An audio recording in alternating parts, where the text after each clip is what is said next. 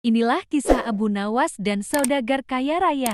Dikisahkan ada saudagar yang sangat dermawan. Setiap hari ia selalu menyantuni fakir miskin dan anak-anak yatim. Dengan kelebihan inilah, kemanapun dia pergi selalu ditemani kerabat serta para tetangga. Suatu hari saat bersama kawannya, saudagar kaya raya itu terlihat murung, seperti tengah memikirkan sesuatu. Melihat perilaku tidak biasa tersebut, salah seorang teman akhirnya bertanya, "Wahai kawan, apa yang kau pikirkan? Kenapa terlihat sedih?" Ujar salah seorang teman kepada saudagar itu.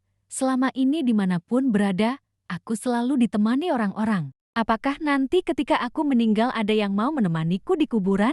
Kata saudagar itu. Mendengar jawaban tersebut, semua kawannya terdiam. Sebab, mana mungkin ada yang mau menemani mayat di kuburan. Ternyata kegelisahan saudagar tersebut terus menghampiri sepanjang hari. Akhirnya dia menulis surat wasiat. "Barang siapa yang mau menemaniku selama 40 hari di dalam kubur setelah aku mati nanti, aku akan beri warisan separuh dari harta peninggalanku." Lalu ditanyakan hal itu kepada anak-anaknya untuk menjaganya di dalam kubur nanti. "Mana mungkin kami sanggup menjaga Ayah, karena saat itu Ayah sudah menjadi mayat," ujar anak-anak saudagar yang menolak permintaan itu. Keesokan harinya, si saudagar memanggil semua kerabat yang terdiri dari kakak dan adiknya. Namun, lagi-lagi permintaan dia ditolak karena dianggap tidak wajar. "Mana ada orang yang sanggup melakukan itu, meskipun setengah dari hartamu diberikan," kata para kerabat menjelaskan. Dengan perasaan sedih,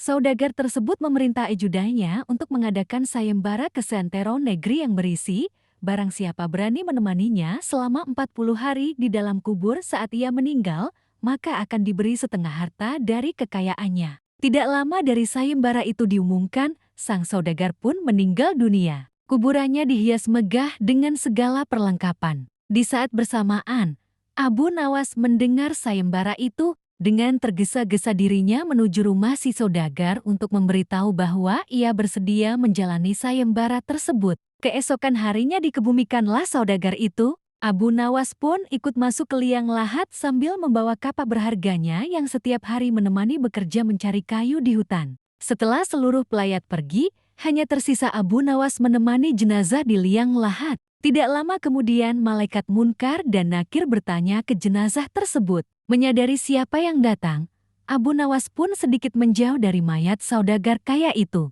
Dalam hati, Abu Nawas berpikir sudah tiba saatnya mayat itu diinterogasi. Namun ternyata yang ditanya bukanlah mayat saudagar, tetapi kedua malaikat itu malah menuju ke arahnya. "Apa yang kau lakukan di sini?" ujar malaikat Munkar dan Nakir. "Aku sedang menemani mayat ini selama 40 hari untuk mendapatkan setengah harta warisannya," jawab Abu Nawas. "Apa saja harta yang kau miliki?" tanya kedua malaikat lagi.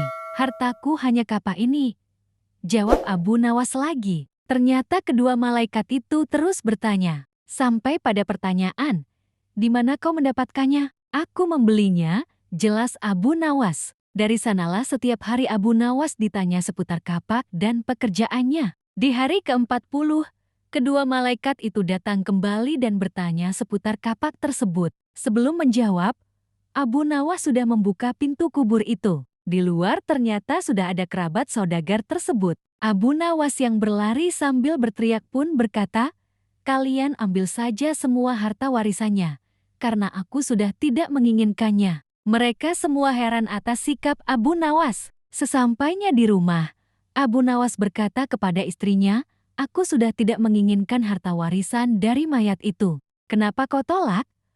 Padahal kau sudah menyelesaikan tugas dan itu menjadi hakmu," ujar sang istri. Abu Nawas pun menceritakan pengalamannya di dalam kubur yang bertemu malaikat Munkar dan Nakir yang terus bertanya seputar kapaknya selama 40 hari. Padahal, itu adalah harta satu-satunya. Bagaimana kalau dia memiliki harta banyak? Berapa pertanyaan nantinya? Wallahu alam bisawab.